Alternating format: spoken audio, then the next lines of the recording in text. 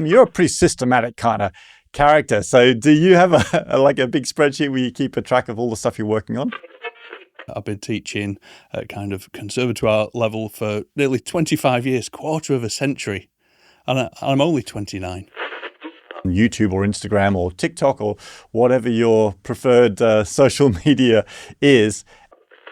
There's a lot of confusion about the best way to go about things, and as we'll see today, I'm sure, there's maybe not one best way, but there's the best way for you.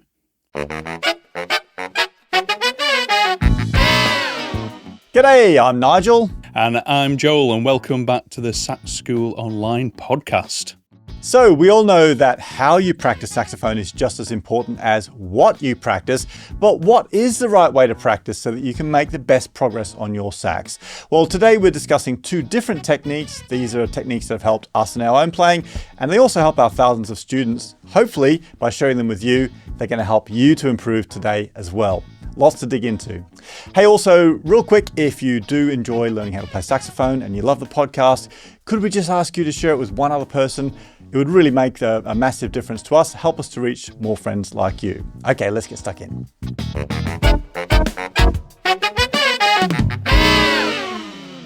So Joel, I don't know about you, but when I first started learning, there wasn't a lot of time spent teaching me about how to practice. I kind of had to pick that up along the way. What about with you? Yeah, the same really. I mean, you just assume that you practice saxophone in the same way as you practice anything else, like doing your normal homework when you're at school or things like that. So you just kind of have to work it out for yourself. Well, at least I did at first, and I wasn't a particularly good student, but we'll get into that later.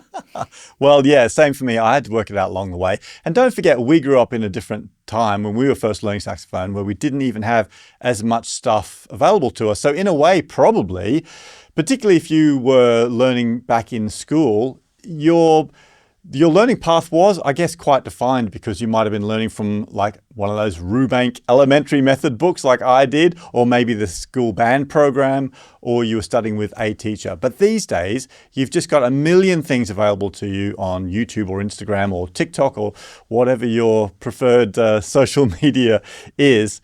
And that makes it very, very difficult. And in fact, we see that happening with our thousands of students in Sax School, don't we, Joel? Yeah, we definitely do. There's a lot of confusion about the best way to go about things. And as we'll see today, I'm sure, there's maybe not one best way, but there's the best way for you. Absolutely. So the first method I'd like to have a quick chat about is what I call the 4-part practice routine. Now, I have been using this with our thousands of people inside Sax School for years now. Predominantly, I formalized this idea because I saw that a lot of the students, particularly adult learners that we help, were getting overwhelmed. They were getting distracted with lots of different things, trying lots of stuff. End result is not necessarily making the progress that they wanted to because you're trying lots of different things instead of focusing on just a few things. Hence the 4-part practice routine. So really simply, this is how the 4-part practice routine works. The 4 elements that I think need to be included into every practice routine is a warm-up, a technique part of your practice, and then something new, and then something fun. So we'll dig into what each of those 4 elements are, but I think along with knowing what the elements are, it's important to understand a strategy for how you can break them up time-wise. Now, I don't know about you, Joel, but I kind of naturally fell into a routine like this in my practice decades ago because I felt that it covered off all the bases. You know, working on a warm-up, obviously, which has got 2 elements to it, the warm-up and the technical stuff.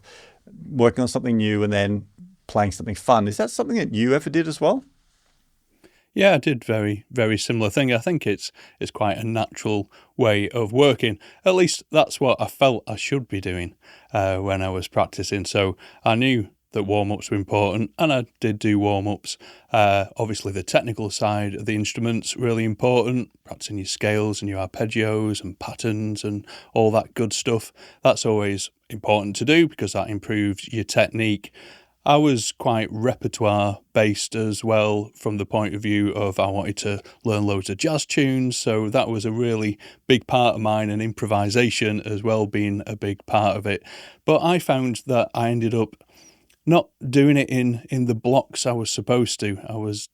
I'd just flit around a lot. I was a terrible student. I'd never do, because by the time I got to conservatoire and was studying music, you got a bit more advice. You were told that, do it in these blocks, and I used to find it incredibly difficult to do it like that. And I was the same with my homework as a child. I couldn't just sit there and do 2 hours of maths and 2 hours of English. I'd flip between them all. So I kind of carried that in and felt quite guilty about it. But I'll talk about that a bit more. Yeah, isn't that interesting? It's so interesting, Joel. I love having you on and I say this to you all the time, I love having you on our team of tutors, because you and I mean, we get on great, right? We've known each other for years. And at the same time, though, we're also very different. So we have approached learning in a different way. And so that means we approach teaching in a different way. And the point is, there's lots of different types of people, right? So there's different ways to approach things. And I like to have those different viewpoints, because amongst our students, I can see some of them learn in different ways too. So yeah, very interesting. Because I guess I've always been quite good at working in blocks of time, a block of this, a block of that. That kind of worked for me.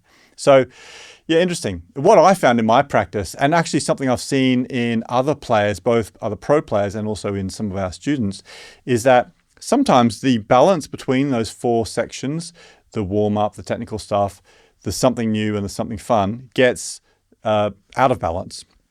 For example, I've seen some people who spend way too much time, like nearly all their time, just focusing on technical practice and neglecting fun stuff, neglecting also working on repertoire, like you mentioned. And conversely, other people that just focus on the fun stuff and don't work on the essential sort of warm-up or technical stuff. So I think it's important to cover off all those bases. So real quick, this is the advice that I give to our members, and it's something I use in my own practice schedule as well. So thinking about the time that you divide amongst each of these 4 sections, my system, which seems to work quite well, is if you take your amount of time that you've got for your practice, let's say we've got 30 minutes to do some practice, and you divide it in half, then half of that practice time, in my opinion, should be allocated to working on something new. So this is something that's challenging to you. And it could be a part of a piece that you're already working on. It could be a new tempo for a piece that you're currently working through, or it could be an entirely new piece. The point of it is spending half of your practice time working on something that's stretching you. So then if you take the remaining half of your time, so for example, for a 30-minute practice session, that would mean 15 minutes you'd be spending on something new. So if you take the remaining 15 minutes and you divide it amongst those other 3 sections in our 4-part practice routine, well, that means that we've got 5 minutes to do our warm-up. We've got 5 minutes to do some technical practice. We'll do our 15 minutes of our challenging something new practice, and then 5 minutes at the end for something fun. So using that guideline, you can obviously expand it out. If you had an hour to practice, it would be what's the maths there, Joel? You're better at this than me. 10 minutes for your warm-up, 10 minutes for your technical practice, half an hour for something new, and then 10 minutes at the end for something fun. And that seems like it kind of works for me. What do you think about that system, Joel?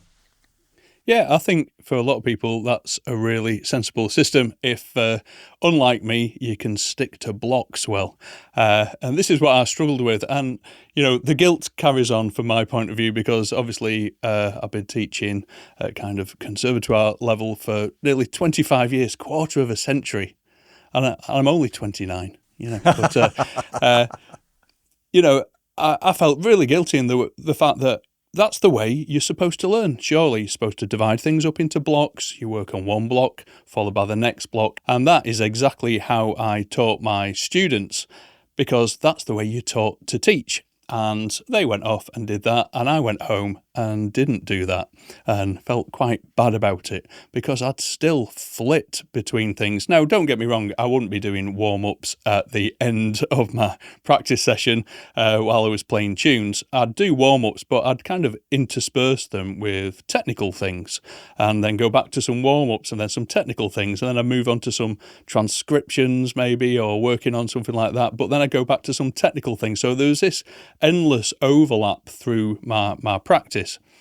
Anyway, what basically happened is I really like not very exciting, but I really like reading kind of research papers, particularly the research papers that come out of places like Juilliard and things like that.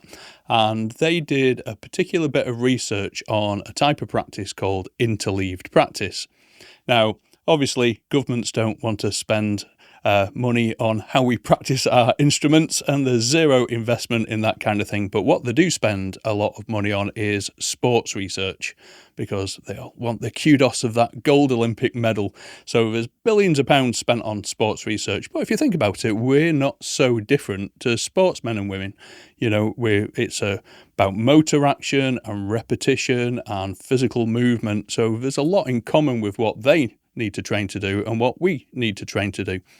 So this interleave practice came directly from that, and it was about, so let's say you were a tennis player, and the way that you used to practice is you used to do a morning of backhands, and then an afternoon of forehands, and then an evening of serving. And that's great, and you will make progress, obviously, doing that kind of thing.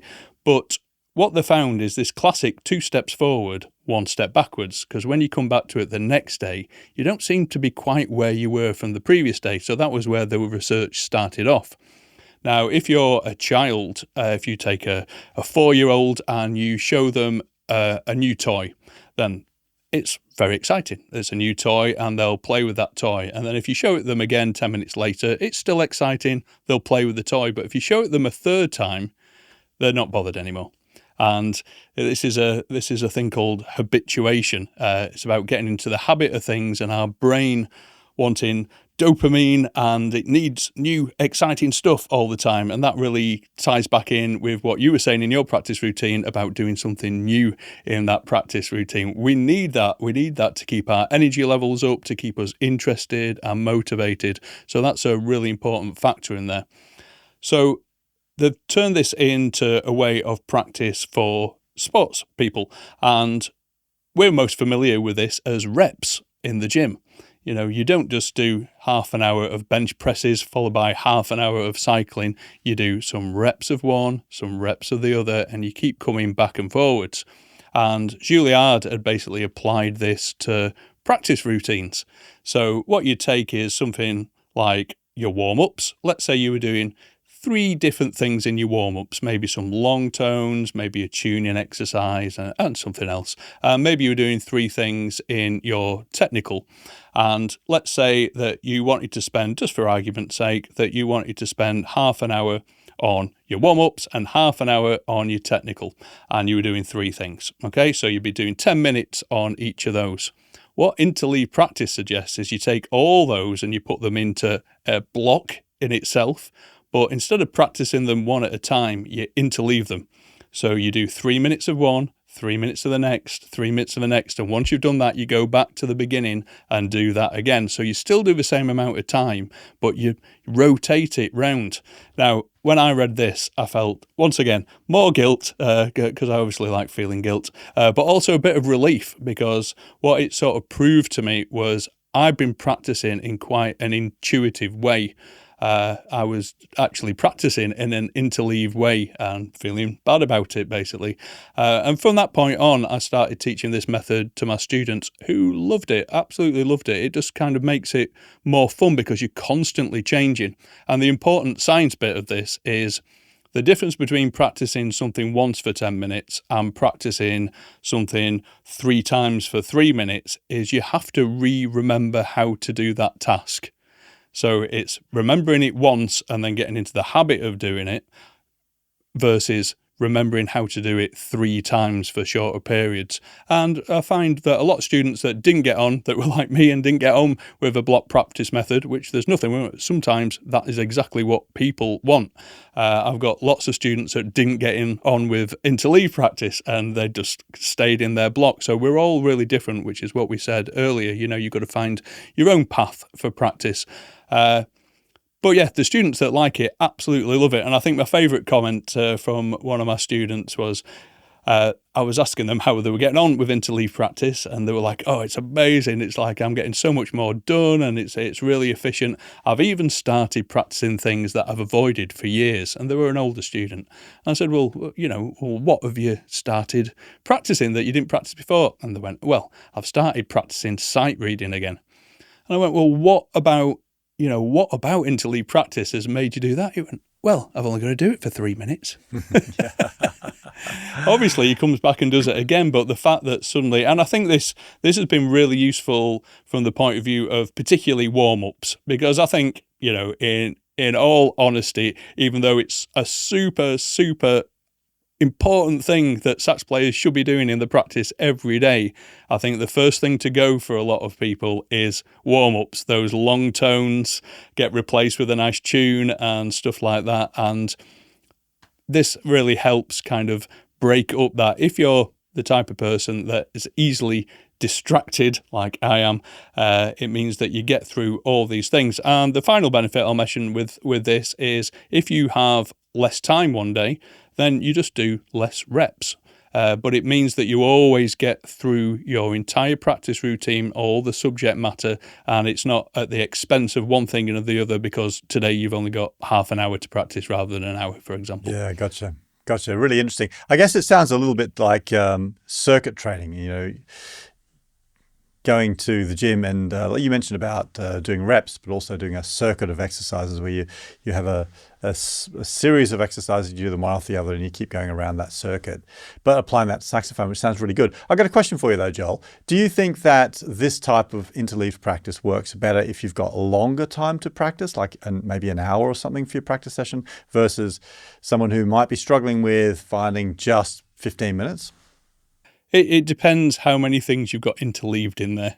So it depends on your original thing. I think the biggest downside of interleave practice is you really, really got to have a very detailed practice plan. Because you're flitting around and it's got to be kind of timed, and you're moving from this to that to that.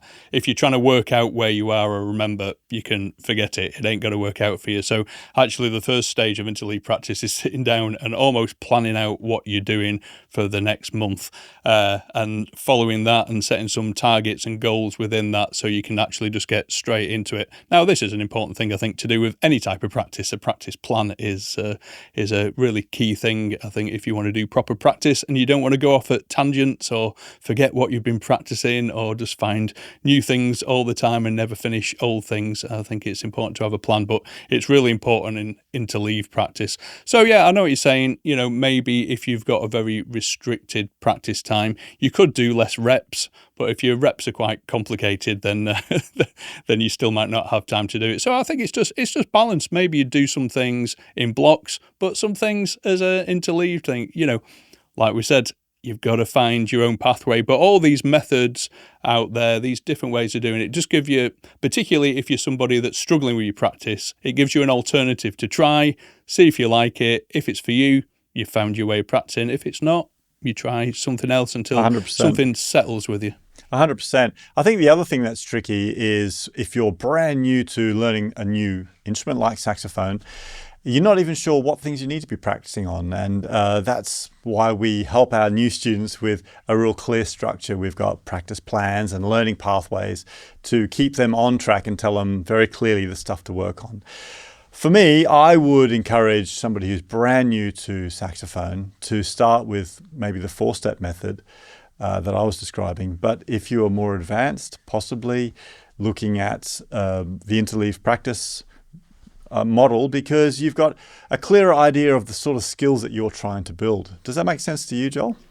Oh yeah, I completely agree. I definitely won't be starting any beginners or even kind of early intermediates on interleaved. It's definitely for when you've started to build up quite a repertoire of practice material that you're wanting to get through and that you're interested in doing, because it's one of those things, music, every time and learning an instrument, every time you open a door, there's 10 doors behind it, and it's kind of exponential as you go on. So there comes a point where it's just a bit overwhelming, and when you get to the point that you're finding you have to choose what to practice rather than being directed what to practice, and there's loads of things you want to do and you don't seem to have time, that's when interleave can be really useful, because it can help you fit in more things more efficiently without the expense of losing something else.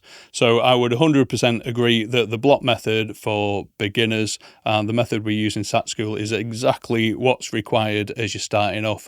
But as you get to that kind of higher intermediate level into the advanced and you start doing more and more stuff and you realise that there's loads of other things you could be practicing on saxophone as well that might tickle your fancy, if you like, then it's maybe interleave starts to become a little bit more efficient from that way. Hey, just a quick reminder that if you do want to improve your sax playing this year, don't forget to follow the podcast. And hey, if you're feeling particularly generous today, it would be so awesome if you would just take a couple seconds out of your day and leave us a 5-star review. Honestly, you'd be making our day. We'd have a little party and dance around in the Sax School headquarters here. So thanks a bunch. Hey, just one last thought, Joel, before we wrap up this important conversation. You mentioned before about with interleave practice having to have a spreadsheet almost of a system of working out how you're going to structure and include all of these elements. And similarly with the 4-step practice routine that I was describing, I think it's important to have a clear plan. And something that we do with our members in Sax School is we use a practice planner. If you're watching this on YouTube, I'll show it here. And if you are listening to this, then check out the show notes, because we'll put a link to some more information where you can find out more about the practice planner and how we do it at Sax School. But the point of the practice planner is it's a simple sheet where you can write down the 4 things that you are working on, and you can also log each day. We like to encourage our members to do a 30-day practice challenge inside Sax School, so you get that momentum going of practicing every day, and then also logging and recording the things that you're working on, those 4 elements in each practice session. I've found that makes such a big difference to the momentum that our students have. And yeah, some people will think keeping a practice diary, which is kind of the idea here, is a bit arduous. And it's not everyone's cup of tea, but I do find it really, really helps. What about you, Joel? Do you have some sort of system? You're a pretty systematic kind of character. So do you have a big spreadsheet where you keep a track of all the stuff you're working on? Yeah, it's very, very, very similar. I mean, one thing I would say with any kind of practice planning is I think it's really important, even if you're starting out, that using something like the Sax School practice planner or the starter practice planner, we've got loads of different practice plans in there to suit everyone, haven't we? We've got lots of different routes and things like that, which is great. Is try to write down what you intend to practice tomorrow on it, rather than writing down what you've practiced today. I think that's a tiny little thing that makes a really big difference, because then when you come to your practice the next time, this is what you're doing. You've not got any of that, what am I doing? What did I do yesterday? It's already there. You're writing down what you plan to do, and that can be inspired by what you've done today. So maybe you found a little technical problem where you can write it in the right area and you've got something to do in that area, maybe extra. And it's a great way of actually organically building your practice time, rather than saying, oh, right, I practice half an hour a day, and for tomorrow I'm going to practice an hour because I'm really, really into this. And then you'll just stand there for half an hour wondering what to do.